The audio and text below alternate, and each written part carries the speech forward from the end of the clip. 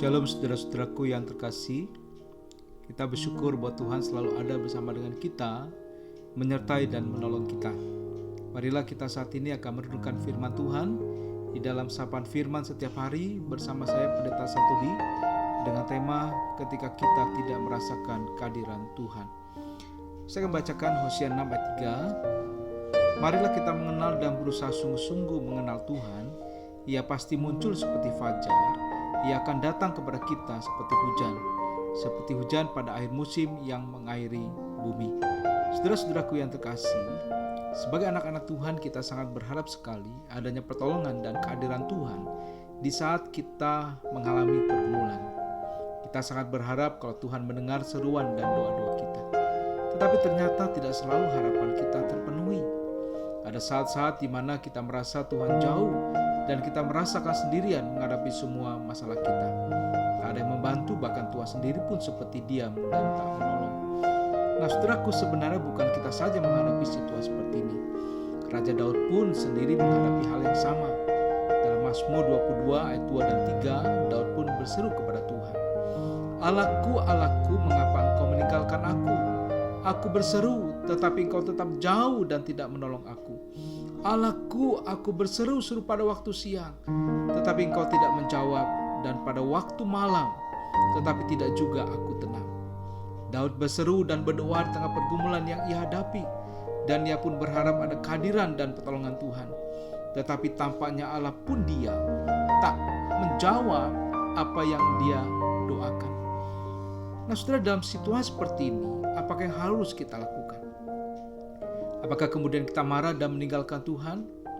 Apakah kemudian kita tidak mau lagi berseru dan meminta pertolongan dari Tuhan? Saudaraku, jika Allah tidak menjawab doa kita, sebenarnya memang misteri bagi kita. Sebagai manusia kita terbatas dan tidak dapat menyelami maksud dan rencana Allah. Mengapa Allah tidak menjawab doa-doa kita? Tetapi saudara, dalam hal ini kita pun diajarkan siapa kita sebenarnya. Jika semua doa dan permohonan kita dijawab oleh Tuhan menurut kehendak dan waktu kita, tentu yang menjadi Allah adalah diri kita sendiri. Karena jika Allah bisa diatur menurut kehendak dan waktu kita, maka dia bukanlah Allah. Nah, jika Allah tampak diam dan tidak menjawab segera doa-doa kita, bukannya Allah tidak peduli. Bukannya Allah juga tidak mampu dan tak berkuasa menolong kita.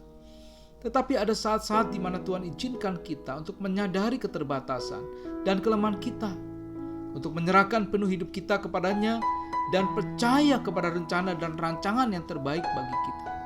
Ketika kita sudah menyerahkan penuh kepada Tuhan, di saat itulah baru Allah akan bertindak dengan kuat kuasa yang ajaib dan hikmat yang terbaik bagi kita. Nah, bagian kita saat ini adalah tetap tekun menantikan pertolongan Tuhan atas semua pergumulan kita. Seperti Nabi Hosea katakan dalam Hosea 6 ayat 3, marilah kita mengenal dan berusaha sungguh-sungguh mengenal Tuhan. Ia pasti muncul seperti fajar. Ia akan datang kepada kita seperti hujan pada akhir musim yang mengairi bumi. Di tengah ketidakpastian akan pertolongan Tuhan terhadap umatnya Israel, Hosea tetap memandang bahwa Allah tetaplah Allah yang sama. Allah yang tetap akan menjadi penolong bagi umatnya. Jika kita mengenal Allah kita dengan baik, maka kita tidak akan ragu kepadanya. Karena itulah Nabi Hosea mengajak kita untuk sungguh-sungguh mengenal Allah kita yang telah menebus dan menyelamatkan serta memelihara kita melalui anaknya Yesus Kristus yang adalah sang gembala kita yang baik. Kalau kita mengenal Allah kita, maka dia pasti akan datang menolong kita seperti layaknya fajar di pagi hari dan hujan di musim semi. Jangan kecewa, putus asa, dan tinggalkan Tuhan.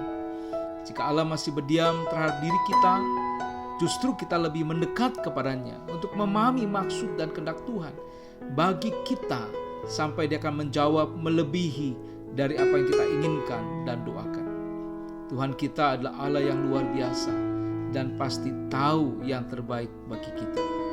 Dia tidak akan pernah tinggalkan kita seperti penulis Ibrani katakan dalam Ibrani 13:5 dan 6. Aku sekali-kali tidak akan membiarkan engkau dan aku sekali-kali tidak akan meninggalkan engkau. Sebab itu dengan yakin kita dapat berkata, Tuhan adalah penolongku, aku tidak akan takut. Saudaraku, janganlah takut akan masa depan kita, Karena kita tahu Allah tetap ada bersama dengan kita. Amin. Tuhan memberkati.